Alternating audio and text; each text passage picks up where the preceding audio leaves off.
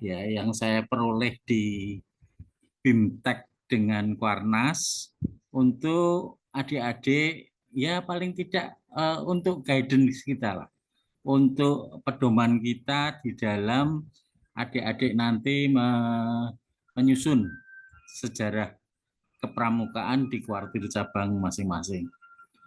Nah, untuk itu mungkin bisa diawali ke Ardo slide-nya.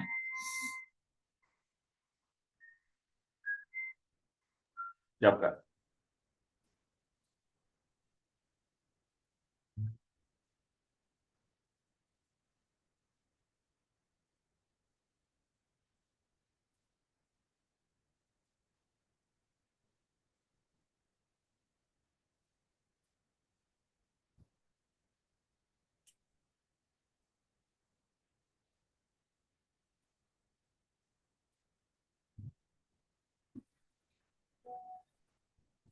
Ya, sambil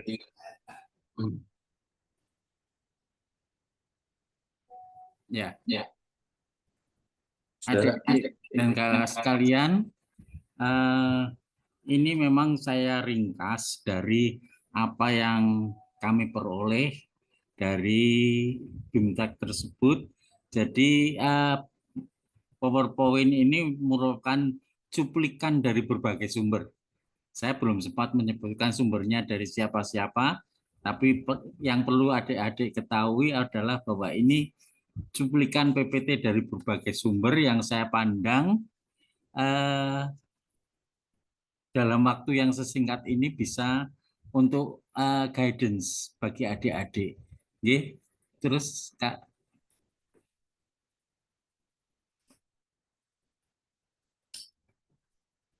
Nah, sebetulnya terkait dengan sejarah itu data yang ada di sekitar kita itu banyak sekali. Data itu terserak lah, boleh dikatakan seperti itu. Yang berasal dari foto, yang berasal dari video, itu ada gambar video yang lama itu. Video yang masih pakai pita. Kemudian juga dari buku-buku referensi, dari buku-buku yang diterbitkan secara resmi, itu adalah data yang bisa kita himpun nantinya. Lanjut, Kak. Nah, data itu bisa diperoleh dari mana saja.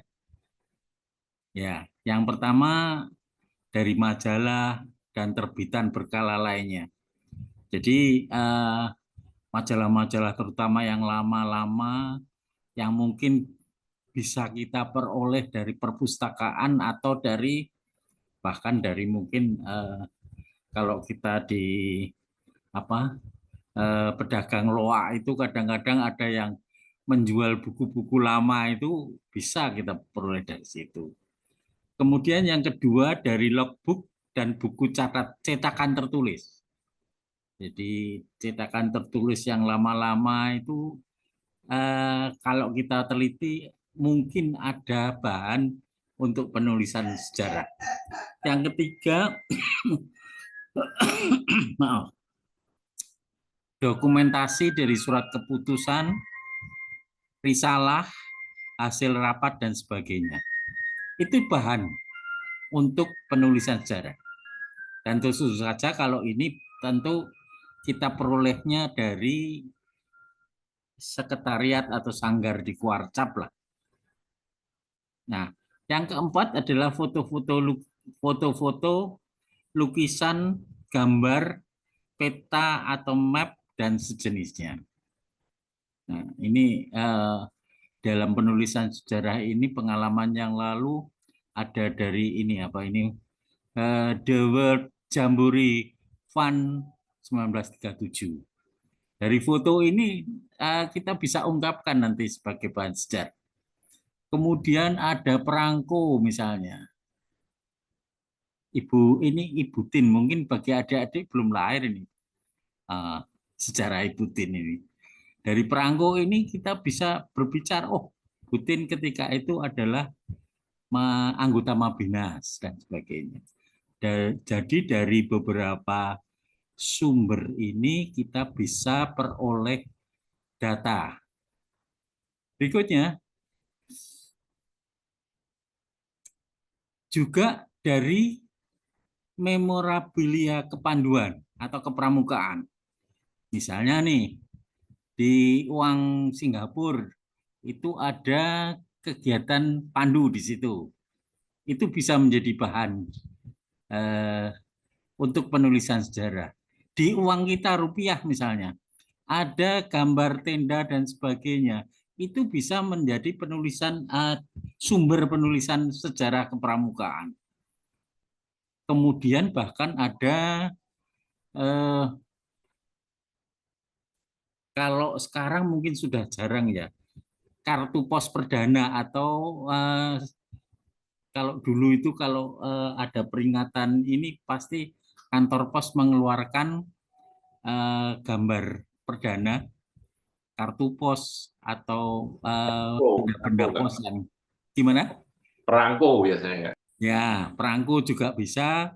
Kemudian kalau saat itu yang banyak dicari juga ada kartu pos.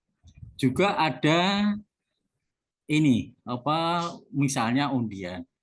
Nah, kalau sekarang kita terapkan sekarang kemungkinan dari apa bed atau anu yang dibordir itu ya atau dari pin itu kan kadang-kadang kalau ada kegiatan kita ada pinnya, ada bednya, itu bisa menjadi sumber-sumber eh, tambahan data. Nanti adik-adik kalau melihat di eh, graf apa sejarah Wardah nanti akan bisa lihat kami mengumpulkan beberapa batch dari jambore daerah pertama sampai jambore daerah kesekian ke 16 atau berapa itu.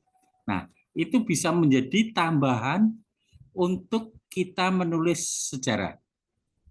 Jadi itu bisa benda filateli atau kartu pos atau mata uang, bisa juga dari bendera atau baju dan seragam.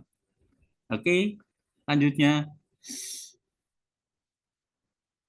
juga dari gambar bergerak atau sekarang ini dinamakan film film dan video, baik yang sifatnya dokumenter maupun semi dokumenter.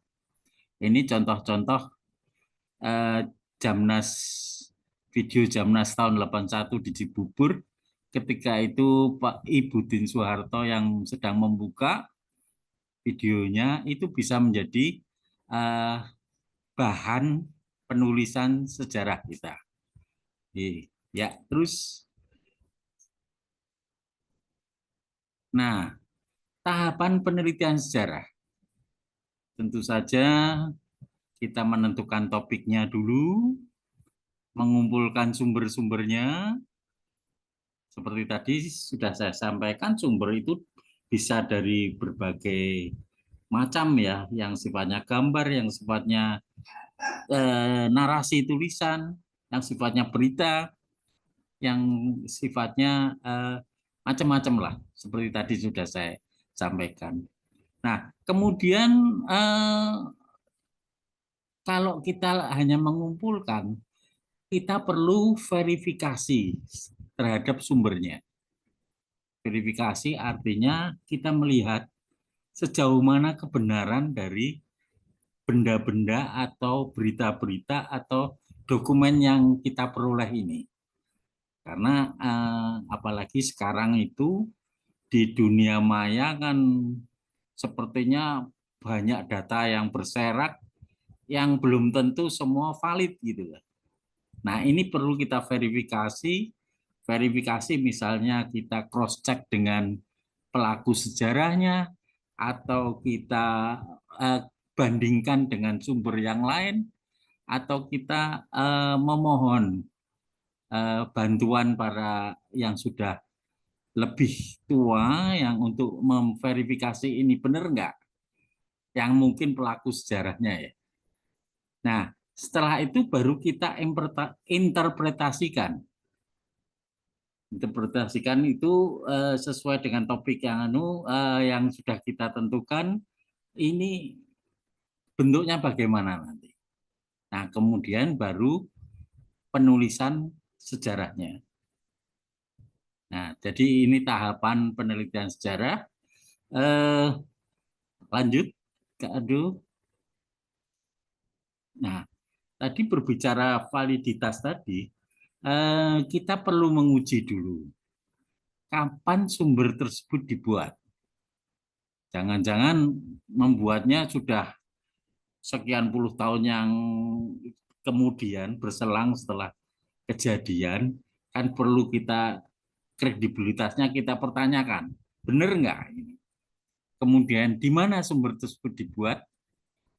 Kemudian siapa yang membuatnya? Lah itu harus kita uji. Dari bahan apa sumber tersebut dibuat? Apakah sumber tersebut merupakan sumber asli? Nah, ini yang perlu kita uji di samping nilai bukti apa yang terkandung di dalamnya. Oke, berikutnya ini saya sampaikan dulu, nanti kita diskusi, nggih. Ya, terus Kak Ado. Nah, apa yang perlu kita ceritakan?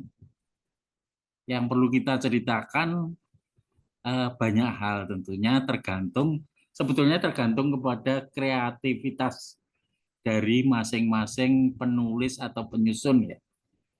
Ini sebagai contoh saja untuk memudahkan. Misalnya kita pendekatannya ke kelembagaan, kita lihat keanggotaannya gimana, apa tren pertumbuhannya dari tahun ke tahun dan sebagainya, sehingga kita bisa menyimpulkan kenapa tahun sekian sampai sekian itu naik, kemudian tahun sekian sampai sekian kok menurun. Nah, itu bisa menjadi objek penulisan kita. Karena sejarah itu tidak hanya deskriptif ya. Kita harus bisa juga yang tadi kita katakan menafsirkan, menilai. Nah, kemudian di kelembagaan yang lain bisa kita lihat satuan organisasinya. Kita kulik, kita adu bahwa organisasi ini kan berkembang, dinamis. Dari periode ke periode kan berkembang terus. Nah, ini perlu kita lihat, kenapa kok yang tadinya bidang di kuartir itu hanya sekian, misalnya hanya 5, kok kemudian berubah menjadi 7. Nah, itu kan perlu kita detailkan mengapa dan kemudian kebutuhan apa yang kok bisa terus berkembang sedemikian rupa.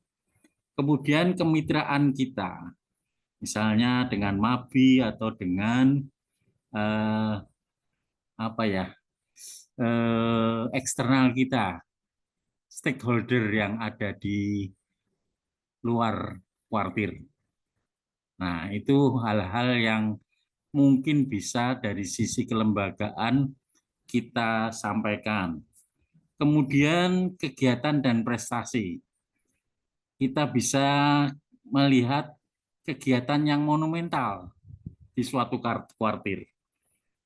Saya contohkan misalnya, di Kuarda Jawa Tengah, itu kan ada beberapa kegiatan yang monumental. Katakanlah yang mungkin di Kuarda lain tidak ada. Misalnya ETK, Estafet Tunas Kelapa. Misalnya lagi yang terbaru ini, produk yang terbaru ini, kegiatan Anugerah Pandu Citra Loka. Ini kan di Kuarda lain tidak ada. Spesifik di Jawa Tengah saja. Nah, ini perlu kita gali bagaimana prosesnya sampai apa aktivitasnya dan sebagainya. Ini hal-hal yang monumental. Kemudian prestasi organisasi juga kita perlu sampaikan, misalnya Jawa Tengah itu prestasinya bagaimana, Warcap Semarang itu prestasinya bagaimana, Nah, itu perlu kita gali. Kemudian tokoh, yang kelompok tokoh, kita lihat bagaimana eh, pergantian ketua-ketua kuartir cabang misalnya dari tahun sekian ke tahun sekian siapa saja. Nah, ini yang perlu digali, disampaikan ke audiens kita, juga pembina, pelatih, serta peserta didik, serta tokoh masyarakat yang mungkin sangat berperan di satu kuartir. Nah, ini kalau berbicara tokoh, tapi ada juga kita berbicara tentang artefak dan fasilitas.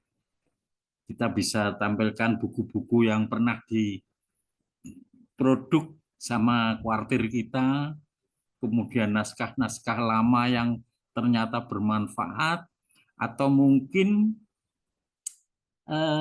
apa ya, tulisan-tulisan dari kuarcap kita, dari kuartir kita. Kemudian lokasi atau monumen-monumen apa yang ada di sekitar kita, seperti kalau di Tegal itu ada tugu yang menggambarkan tunas kelapa dan sebagainya. Itu perlu kita telusuri kapan dibangun, ini pada saat kapan, ini menandai apa dan sebagainya. Kemudian kantor sekretariat ini juga menjadi hal yang perlu kita ungkapkan, karena kita ini kadang-kadang kantor sekretariat itu bisa berpindah-pindah dalam satu kurun waktu tertentu. Nah, juga bumi perkemahan. Ini kan spesifik-spesifik yang bisa kita sampaikan ke kita sama generasi-generasi yang akan di bawah kita. Sehingga mereka tahu, oh ternyata kuartir ini ada sejarah atau ada perkembangan yang seperti ini. Oke, terus Kak Ardu. Nah, kita menulis sejarah itu ya seperti menulis berita. Hanya mungkin penekanannya yang agak berbeda. Di nulis berita kan kita pedomannya kan apa ya? 5W1H itu ya. What, why, when, where, who, how. Hanya mungkin kalau di sejarah itu penekanannya agak berbeda dengan menulis berita. Oke, terus, nah ini masukan untuk yang menulis buku nantinya di kuartir, ya dimulai dari sejarah kepramukaan di cabang tersebut. Kalau bisa yang lama-lama kita bongkar lagi, bisa kita sajikan. Kemudian para ketua kuartirnya dari masa ke masa, biografinya bagaimana, kemudian aktivitas pentingnya, Musda, Jamda, Raimuna, dan sebagainya yang dilaksanakan kuartir yang bersangkutan, itu bisa kita ungkapkan. Oke, berikutnya. Nah, ini sekedar contoh outline sejarah keluarga yang tentu saja adik-adik tidak harus seperti ini ya. Ini adalah tulisan yang saya bangun dengan data yang ada. Saya kelompokkan misalnya dari sejarah organisasi itu.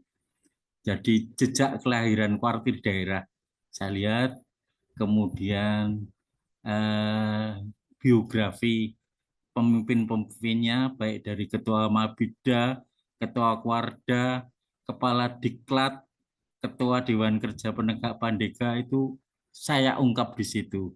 Nanti mohon Kak Ardo bisa di-share itu draft dari yang saya baru rintis itu. Memang itu baru rintisan penulisan sejarah ya.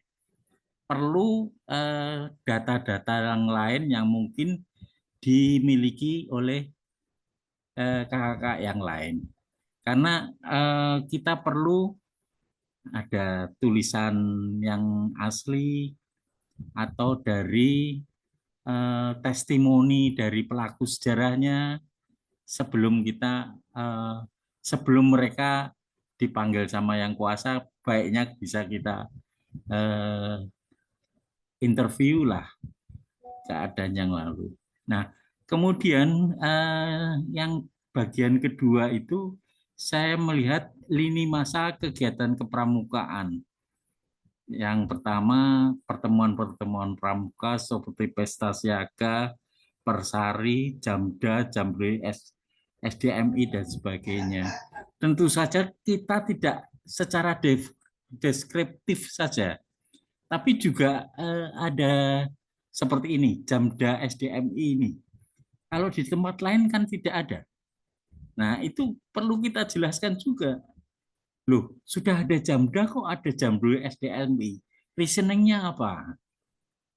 Nah, jadi penulisan sejarah tidak hanya deskriptif, tapi juga why-nya itu kita ungkapkan juga. Latar belakangnya kok timbulnya ada jamda SDMI itu kenapa?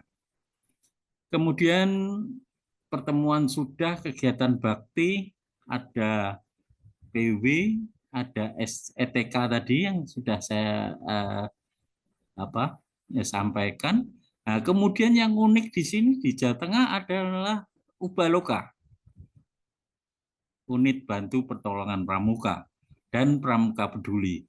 Kalau pramuka peduli mungkin di kuarda-kuarda yang lain sudah ada, namun yang menjadi kekhasan kita adalah Ubalokanya. Kemudian kegiatan prestasi peserta didik itu kita sampaikan ada Pramuka Garuda berprestasi, ada Pramuka Peduli Awards, ada Anugerah Keemasan Pandu Citra Loka. Nah, itu saya mengumpulkan data-data itu dari berbagai bidang di kuartir daerah. Saya menghubungi mereka-mereka, meminta arsipnya, kemudian saya tuangkan di sini. Kemudian kegiatan prestasi di satuan dan kuartir itu antara lain lomba kuarcap tergiat, lomba Gus Depan Mantap, lomba Pakalan Caka tergiat. Nah, kemudian ada lain-lainnya rintisan satuan karya pramuka, termasuk misalnya yang rintisan Saka ini kalau di Jawa Tengah antara lain kan Saka milenial, Saka bina sosial, Saka pustaka, itu kan yang khas Jawa Tengah yang perlu kita sampaikan bahwa ini loh sejarah warga Jawa Tengah yang mungkin akan lain dengan yang lain. Kemudian juga yang ketiga, setelah lini masa kita berbicara tentang perkembangan aset. Aset itu meliputi sejarahnya sekretariat atau sanggar, kemudian bumi perkemahan dan sebagainya. Itu unik, hal yang unik karena perjalanan sekretariat kita belum tentu di satu tempat secara terus-menerus, seperti misalnya Cilacap ya kalau nggak salah, Cilacap sanggar baktinya sampai pindah lah, itu perlu diungkapkan, itu bagian dari sejarah kuartir. Ya, lanjut Kak Ardo.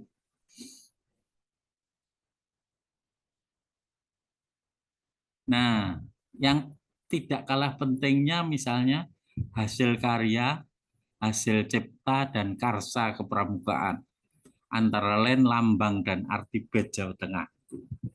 Adik-adik mungkin belum tahu siapa pencipta bed Jawa Tengah. Nah, itu perlu kita gali siapa toh sebenarnya. Kemudian lagu-lagu pramuka yang ciptaan orang-orang Jawa Tengah. Misalnya Kak Duyono Hemantoro.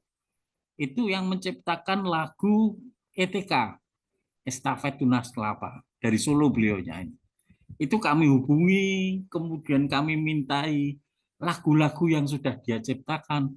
Ternyata ada beberapa lagu yang lain selain ETK, itu yang dia ciptakan.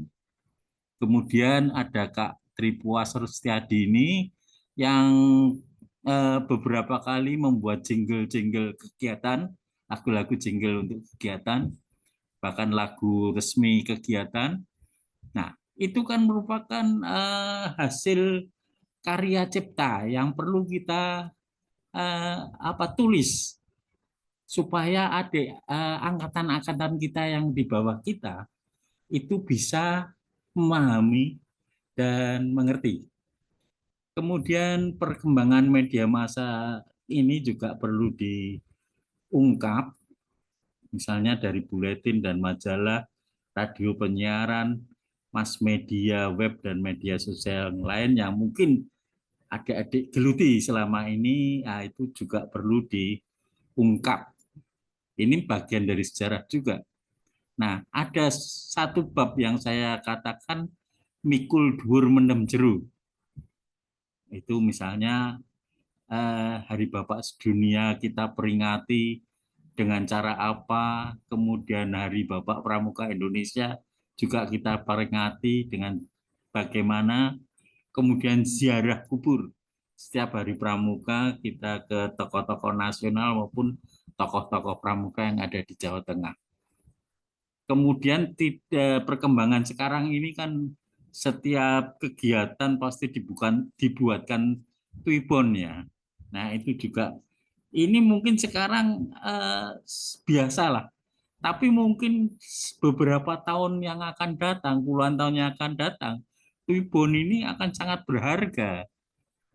Nah, itulah yang perlu kita sampaikan dalam penulisan sejarah ini. Juga adanya Ikatan Persaudaraan Pramuka, kita tahu ada ikatan misalnya ex peserta Pandu Jambore Dunia, peserta ex Jambore Nasional, kemudian ada persaudaraan Dewan Kerja. Nah, itu kan ada ikatan-ikatan yang terbentuk, ini khas yang perlu kita ungkapkan. Demikian adik-adik sekalian, Kak Ardo, apa yang bisa saya sampaikan kepada kakak-kakak. Lebih baiknya nanti kita lebih banyak diskusi sehingga insya Allah kita menemui jalan untuk kelancaran dalam membuat sejarah. Terima kasih Kak Ardo. Siap, matur nuwun, Kak Guswit. Ini sesi yang ditunggu-tunggu. Waktu dan tempat ini kita buka sesi tanya jawab. Ya. Yes. Silakan yang mau bertanya, raise hand.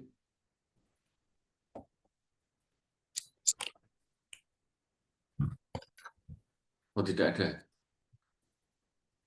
Alhamdulillah. Kalau tidak ada, ayo jangan mungkin jangan malu-malu itu harus tanya. Mudeng. Jangan-jangan saya itu kurang dapat menerangkan. Ayo. Betul. Satu-satu ya. Oke, ada 2 penanya nih. 3. Oke. Termin pertama kita buka di 3 penanya dulu. Oke. Silakan yang pertama, Sabrina. Baik Kak, terima kasih atas kesempatan yang telah diberikan. Sebelumnya perkenalkan, saya Sabrina dari Kuarcap Karanganyar. Mohon izin Kakak, izin bertanya Kak Agus mengenai perbedaan sejarah dan juga berita yang sudah disampaikan tadi. Kalau berita kan yang 5W1H itu yang harus disampaikan fakta dan data. Tetapi kalau sejarah itu apakah boleh ya Kak diselipkan subjektivitas agar tetap relevan dan menarik perhatian audiens begitu Kak? Sekian, terima kasih. Oke. Ya. Dicatat dulu ya, Kak. Ye. Yang kedua, Nadia. Pahlawan dulu Kak Ardo. Pahlawan udah mundur tadi. Oh iya nih. Silakan pahlawan. Mohon izin Kak Agus, mohon izin untuk bertanya.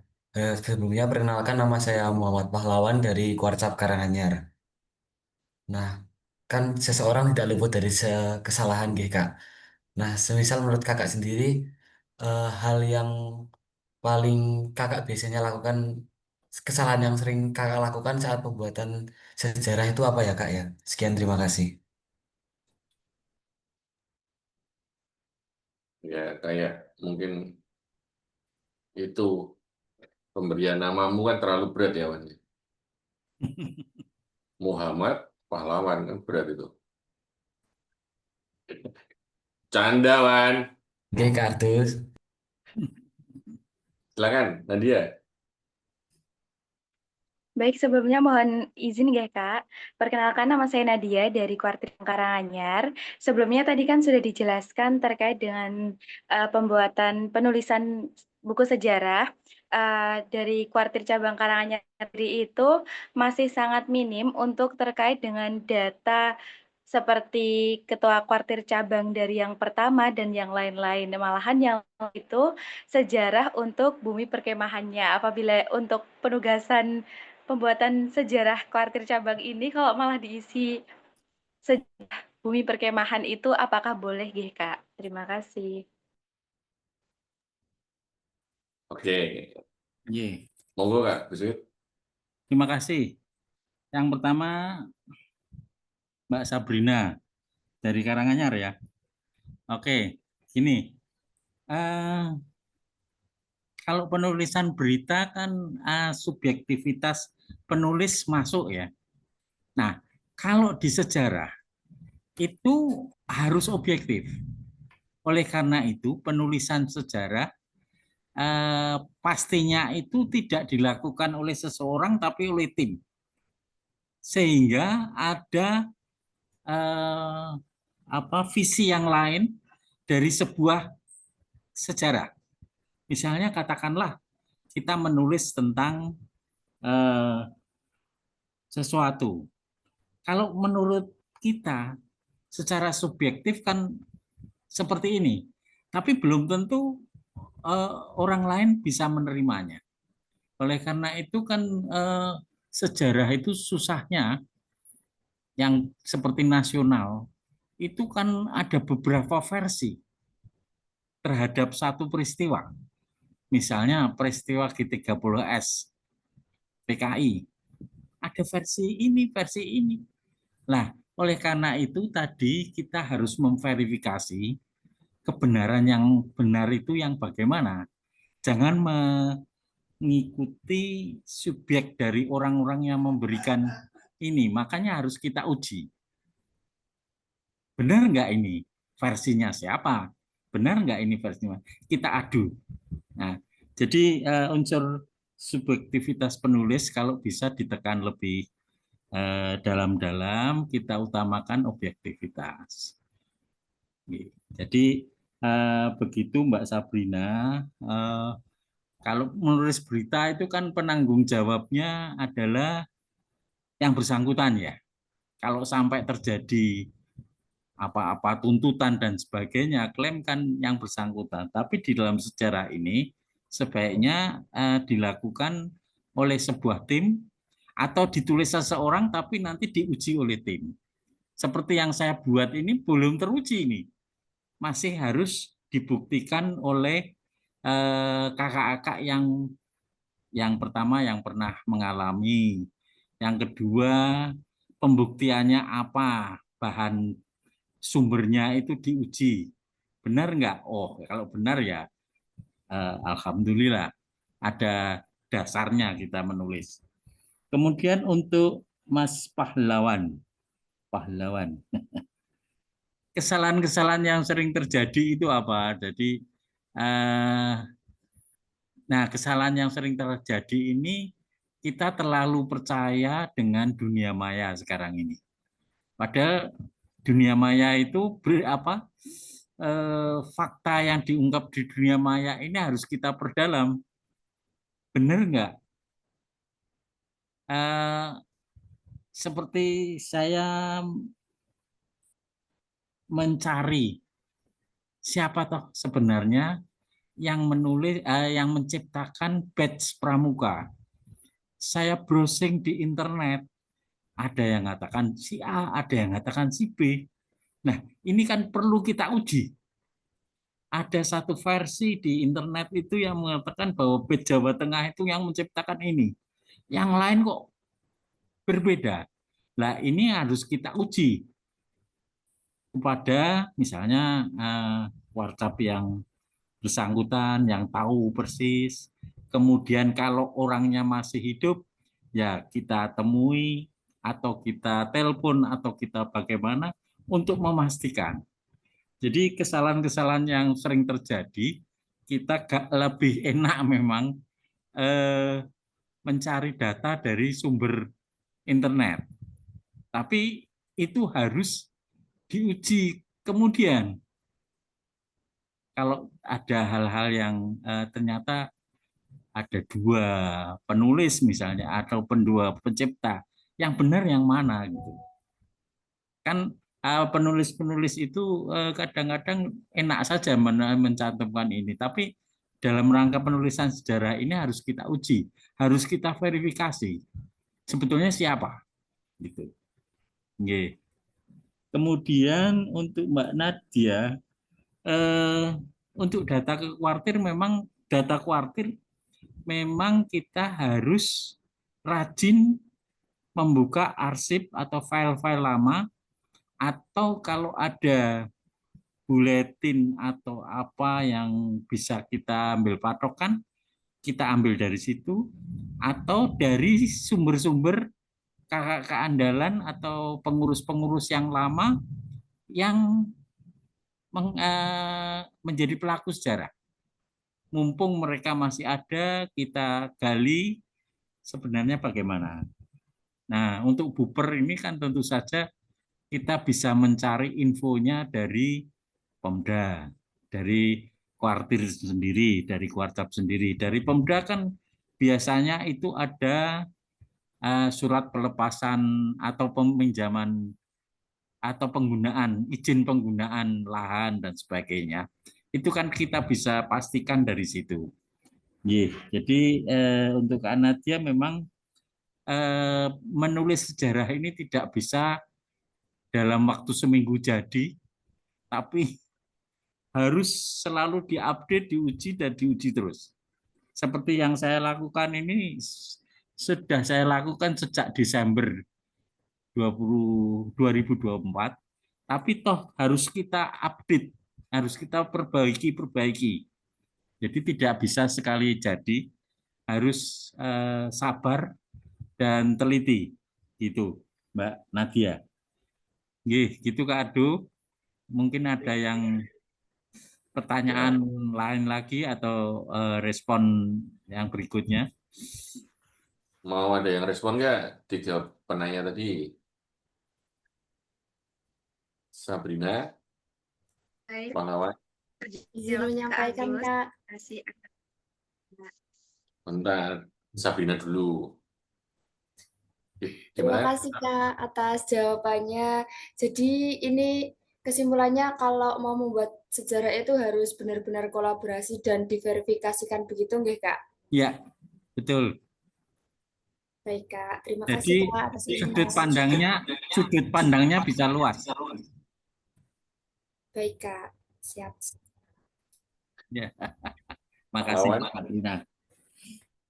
Sudah cukup Kak, terima kasih atas jawabannya ya Kak ya. Ya. Nadia, Baik, sudah cukup Kak Agus, sudah terjawab pertanyaan. Terima kasih ya Kak. oke. Termin kedua nih, masih ada yang mau bertanya? Nggak ada? Ayo, masih ada waktu nih. Ini dihadiri oleh Dewan Juri loh. Selamat datang Dewan Juri, Kak Ayi, Kak Nuja. Oh, ada satu. Ada lagi? Siap, Kak Ayi. Ada lagi? Satu doang nih yang bertanya? Cukup? Melana, Putri, Gambar, Ulfi, Bidila, Mukti, Caca, Faisal. Tak sebut kabeh. Silakan, Wi. Baik, Kak, mohon izin bertanya. Menurut Kak Agus sendiri, bagaimana teknik mewawancarai tokoh-tokoh pramuka yang ada di Kuarcap karena beliau sudah sepuh agar informasinya itu bisa valid dan bisa dipertanggungjawabkan seperti itu, Kak. Karena kan yang tahu sejarah Kuarcap sekarang kan juga sudah orang-orang yang berumur, gitu, Kak. Terima kasih. Langsung, Kak. Monggo, Kak. Ye.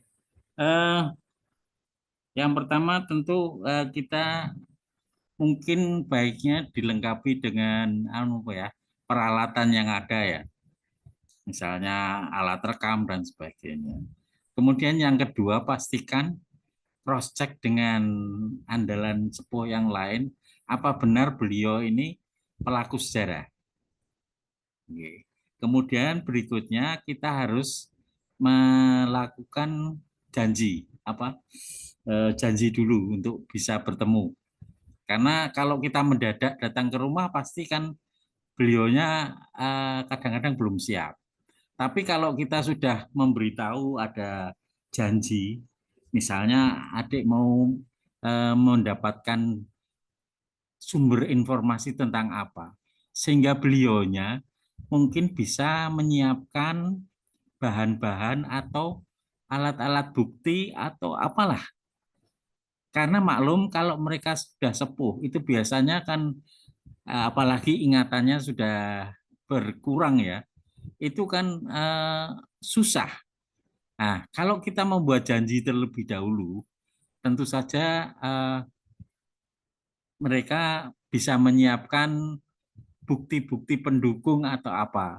Kadang-kadang yang sepuh-sepuh itu malah rajin, punya clipping, punya buku catatan, yang mungkin sekarang ini adik-adik nggak lakukan, mungkin yang sepuh-sepuh itu malah punya catatan loh, diary ya, apa buku catatannya itu ada.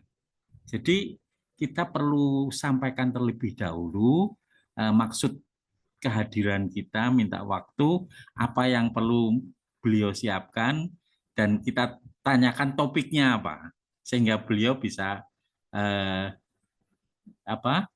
menerangkan dengan baik. Kalau toh ingatannya sudah berkurang, ada alat-alat bantu yang lain. Kemudian saya pernah mendatangi Kakwarda yang pertama, Kakwarda Jawa Tengah yang pertama. Itu di tahun 60, tapi beliaunya sudah meninggal. Kami tidak kehabisan akal, kami datangi keluarganya. Kami mintai interview lah, bagaimana Bapak dulu. Akhirnya anak-anaknya juga ada yang tahu itu. Karena kadang-kadang seseorang aktif itu kan kadang-kadang juga melibatkan anaknya, kadang-kadang mengajak anaknya. Lah, dari anak-anak itu pun bisa bercerita yang bisa kita ambil testimoninya. Oh, Bapak dulu begini, begini, begini. Jadi kita tidak bisa langsung, kalau sudah beliaunya meninggal, kita bisa hubungi putranya atau keluarganya yang masih ada, kita explore, kita gali lah data-datanya. Akhirnya kami menerima data-data yang Kak Khaironi namanya itu, yang Kakwarda pertama. Oh, dulu itu kantornya di mana? Kantornya Sanggar Bakti ya. Di mana itu anak-anaknya bisa cerita. Nah, jadi kesimpulannya kalau mau interview ya kita memberitahu dulu, kemudian kalau yang bersangkutan sudah tidak ada atau memorinya sudah menurun sekali, bisa dibantu keluarganya. Demikian. Masih ada hal yang lain? Ya. Kadang-kadang mereka itu kan pasti ada temannya ya. teman seangkatan dalam kepengurusan. Kita di sini gagal, kita bisa cross check ke mantan andalan yang lain yang mungkin bersamaan waktunya pada waktu masa baktinya. Gitu. Terpenuhi pertanyaannya Mbak Melana? Masih ada? Saya Dewi, Kak. Dewi Kak. Oh, Dewi ya? Iya, iya. Terima Wah. kasih Kak Agus, sangat membantu. Besok saya aplikasikan ketika sedang melakukan wawancara kepada tokoh-tokoh di Kuartir Cabang. Terima kasih Kak. Iya, jangan lupa difoto ya. Siap Kak, siap. Seperti sekarang ini ada salah satu andalan di Kuartir daerah yang sedang menelusuri Kak Mutohar. Ada yang tahu Kak Mutohar? Itu yang tulis lagu-lagu pramuka dan juga lagu syukur kalau enggak salah. Itu kita juga gali informasinya karena konon mau diajukan sebagai usulan pahlawan nasional. Nah itu kita hanya bisa mendapat data dari keluarganya, dari koleganya dan sebagainya. Ya gitu, Kak. Oke. Seru gitu ya. Seru gitu. Ada lagi mungkin? Kalau tidak ada, kita langsung kesimpulan aja ini. Oh, ada kamu. Kamu kemana aja? Maaf Kak Ardo dan kakak-kakak yang lain. Tadi bersih-bersih dulu Kak. Ya, nggak punya scarf loh. Oh, nggih, ada. Ya, silakan. Oh. Baik, mohon izin bertanya Kak Agus. Menurut Kak Agus, bagaimana pandangan Kak Agus tentang kuartir cabang yang kurang mempromosikan atau menunjukkan kuartir cabangnya atau sejarah kuartir cabangnya di media-media seperti saat ini, contohnya seperti di web berita atau mungkin di media sosial seperti itu Kak. Karena dapat diketahui bahwa sejarah merupakan hal yang sangat penting dalam terbentuknya suatu instansi. Itu Kak Agus. Kalau mencarinya di internet nggak ada ya terpaksa kita harus bongkar-bongkar arsip atau apa yang bisa kita temukan dari surat keputusan, dari yang lama-lama itu kita himpun dulu, terus baru kita, oh ternyata misalnya Pusdiklat itu sudah ada sejak tahun ini, ketuanya siapa, itu kan dari SK bisa kita lihat. Kemudian kepengurusan, periode kepengurusan, itu ya mudah-mudahan di kuartir cabang itu ada. Setiap kepengurusan kan pasti ada SK-nya. Kita lihat itu, kita kumpulkan, kita himpun, oh dari sekian sampai sekian itu ketuanya adalah kakak A, sekian sampai sekian ketuanya adalah kakak B. Syukur kalau masih ada hasil-hasil keputusan musda, muscap maksud saya, itu bisa kita telusuri. Oh, muscap tahun sekian itu memutuskan apa? Misalnya tentang nama apa bubar, misalnya tentang nama pusdiklacapnya. Dari situ kan bisa kita gali. Jadi selain dari kita mencari dari browsing di internet, kalau mereka tidak aktif misalnya di internet, ya harus kita cari tahu dari sekretariat atau orang-orang yang memiliki bahan tersebut. Karena orang dulu itu kan kadang-kadang kantornya ada di rumah juga, gitu. Apa-apa yang dibawa pulang, disimpan di rumahnya, ya itu harus kita buru kalau seperti itu gitu. Karena ya maklum sekretariatnya berpindah-pindah. Ada beberapa kuarcap yang sekretariatnya pindah-pindah. Padahal kalau pindah-pindah itu pasti arsip kacau lah. Ada yang tadinya di GOR, di kantoran GOR gitu, kemudian ternyata pindah lagi ke tempat yang lama, ke tempat yang lain. Lah itu kan kalau sekretariat berpindah-pindah itu pasti arsipnya kacau lah. Saya pastikan seperti itu. Nah, kadang-kadang ada yang menyelamatkan dibawa pulang gitu, disimpan sebagai memori bagi yang bersangkutan gitu. Lah itu yang harus kita telusuri keberadaannya dulu-dulu itu bagaimana. Tapi ya bisa dirintis dulu dari yang terdekat dulu, artinya masa yang terdekat dulu, baru kemudian kalau sudah lebih ke dalam lagi tahun-tahun berikutnya dan sampai kapan ternyata ada bukti-bukti atau ada yang bisa kita tulis, yang bisa ditulis. Bagaimana? Masih ada kekurangan yang harus saya sampaikan? Sudah cukup Kak Agus. Terima kasih banyak Kak. Ya. Ye. Ya, ada yang lain, Kak Adu? Nggak tahu nih, masih pada bingung. Karena kalau anak-anak sekarang itu ngulik itu males, Kak. Ngulik aja males, apalagi nulis gitu. Ya kan? Itu. Tapi kalau udah ketemu sama passion-nya, nah itu beda gitu. Tapi ini oknum ya, tidak semuanya. Maksudnya pasti adalah dari sekian adik-adik ini yang mungkin ada yang senang ngulik, ada yang senang menulis juga gitu. Ya. Ini terakhir nih gitu, karena udah 20.35 guys. Jadi karena kan Kak Agus itu ya walaupun semangatnya masih muda kan, tapi Fisiknya. fisiknya ya harus ada istirahat yang cukup kayak gitu kan.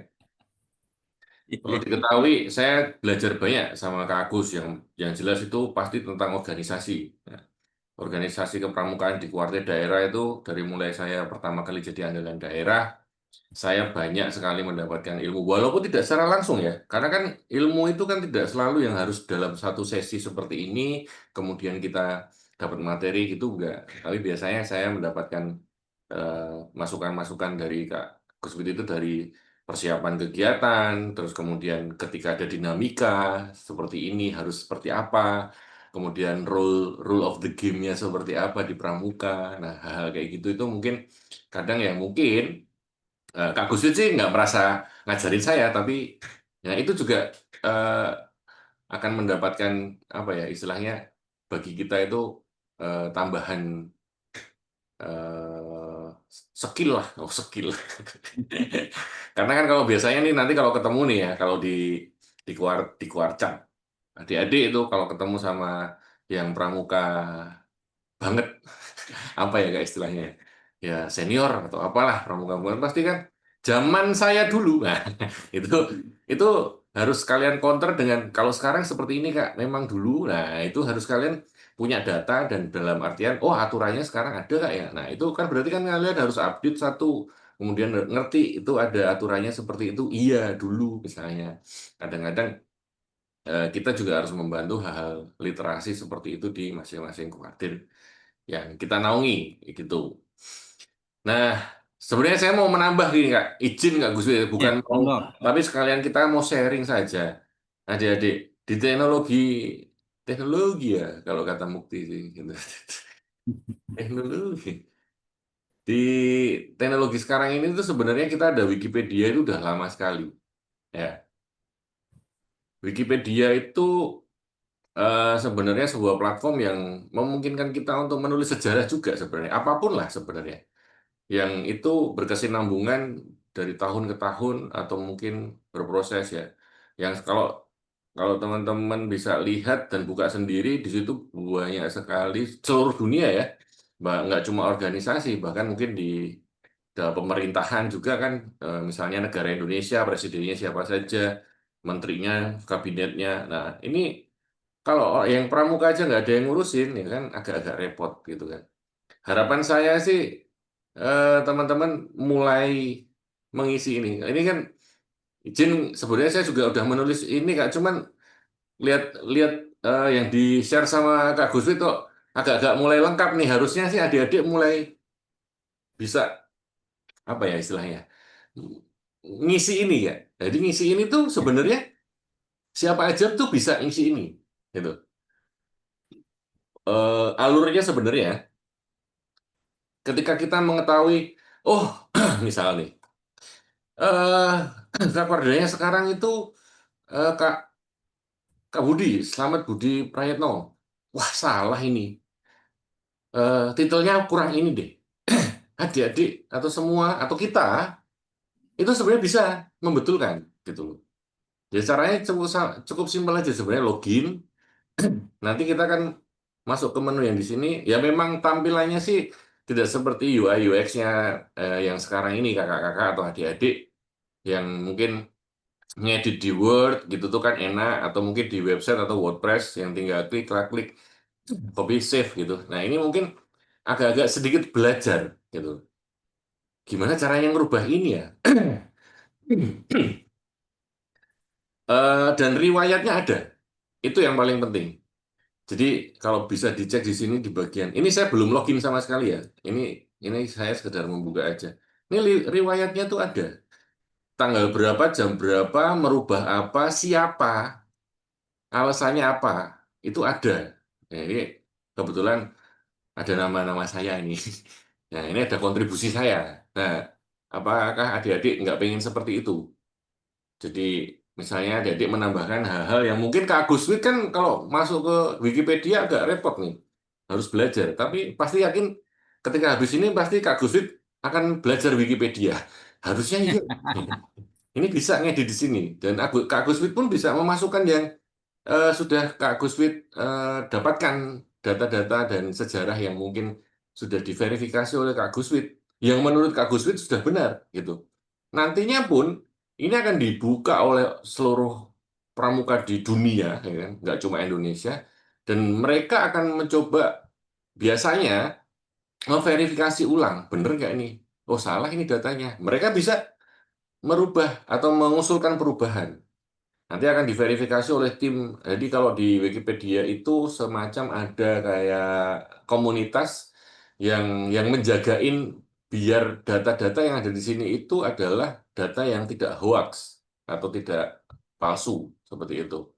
Jadi dari cara-caranya yang saya amati sebenarnya semacam mungkin kalau di sistemnya kan ada, cuman masih ada manusianya yang mengelola atau menjaga seluruh informasi, dan itu ada di seluruh dunia. Jadi komunitasnya ini dari seluruh dunia, dari berbagai komunitas itu sesuai dengan passionnya masing-masing. Ketika ada sesuatu yang di halaman yang mungkin seperti ini, Warga Jawa Tengah, oh Pramuka Jawa Tengah ini, wah ini salah, ini harusnya ini datanya ditambahkan di sini. Nah itu semua bisa. Jadi menambahkan informasi, menambahkan data, merubah struktur yang sekarang ada sekarang seperti apa, yang dulu seperti apa, ya apa seperti itu. Dan semuanya tercatat, dan ini free ya, nggak ada yang namanya bayar atau dan sebagainya. Dan ini benar-benar memang dikhususkan untuk mencatat mungkin ya kayak, karena yang terjadi mungkin kan kalau pakai apa fisik mungkin data yang kertas itu mungkin kalau seluruh dunia itu kan kalau dikumpulkan itu kan kayak gedung WTC yang ditabrak sama pesawat itu kan mungkin kan udah setinggi itu mungkin kalau seluruh dunia, bahkan mungkin lebih. Nah, makanya saya mungkin memberikan insight saja di sini, mungkin buat Kak Guswit atau mungkin juga adik-adik, silahkan memberikan kontribusinya. Memberikan kontribusinya bisa berupa apa aja. Kalau yang tadi kan di sini, mungkin kalau di Kuarda, adik-adik tidak punya data. Nah, ini kan adik-adik lagi menulis tentang sejarah. Inilah, masuklah ke sejarah. Ya, memulai menulis, sembari kalian menulis juga di situ, dokumentasikan juga secara digital di sini. Jadi ini ada 35 kuarcap ini juga belum ada semuanya. Kalau saya lihat ini baru Pati yang menambahkan. Karena warnanya biru. Ini kalau dibuka kan ya cuma baru segini nih. Saat ini ya itu baru ada saat ini ya. Kayak gitu. Tapi sudah mulai dilengkapi ada kuaran ini, tapi ya belum dibuat lagi. Di masing-masing kuaran itu ada sejarah apa dan sebagainya dan sebagainya. Kenapa kok di kuartir daerah Jawa Tengah belum memasukkan ini? Ya karena harapannya sih nanti bisa terintegrasi dengan ini. Nggak perlu yang kita harus menampilkan di tampilan website kita, tapi dengan memanfaatkan ini nanti kita pasangkan di link, ya akan lumayan. Ini pun juga bisa dilihat riwayatnya siapa yang nulis di Party. Nah, ini kan ada Herscott, ada Kuramochi Akihiko. Ya, kan kalau bikin username kan ya boleh boleh saja siapa aja. Seperti itu, guys. Ya. Jadi monggo, ini insight saja. Jadi eh, kalau menurut saya sih, kalau saya juga nggak bangga-bangga amat sih. Cuman saya kemarin itu kan melihat kok Wikipedia-nya Kuartir Daerah Jawa Tengah kok agak kurang gitu kan. Ya, dan ini sumber-sumbernya juga ditampilkan ketika kita memasukkan apa dan sebagainya. Itu nanti sumber-sumbernya, ini kalau mulai menyunting, nah ini kan ada semua. Bisa diedit, nah sebelah. Ya gini tampilannya agak males, tapi ya namanya gratis ya, guys. Kalau udah ada ini aja dipakai seluruh dunia gitu. Dan ini sudah cukup lama sekali dan menurut saya sih recommended lah gitu. Nanti sunting ini bisa edit ya. Seperti nah ini UI UX-nya juga kalau menurut saya sih sudah lumayan sekarang sih daripada dulu gitu. Ini juga ada sejarah tadi kan Kak Gus bisa masukin nggak di sini kan Ya. dari masa ke masa seperti itulah. Ya masih terbatas karena nantinya kalau udah di sini biasanya nanti akan dikeroyok oleh apa istilahnya ya? Volunteer-volunteer yang mungkin lebih dari kita Kak kadang-kadang kan. Karena mereka mungkin ada informasi atau data yang mereka punya terkait dengan mungkin tambahan-tambahan yang kita masukkan di halaman Wikipedia ini. Seperti itu sih mungkin ya walaupun apa ya ini efisiensi juga kadang-kadang.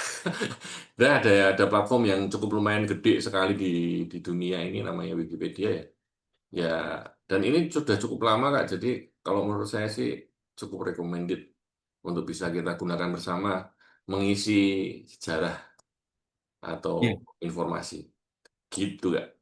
Iya, Kak Ardo, terima kasih informasinya. Oke. Berarti kita bisa Kalau ada yang engger, wah bahaya. tentang nanti Itu ada sih mungkin tambahan ini dari saya. masuk ke situ ya.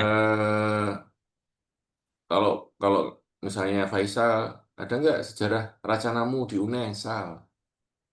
Nggak ada nanti. Kamu aja nggak dengerin aku ngomong kan? Oh, manduk-manduk. Berarti delay.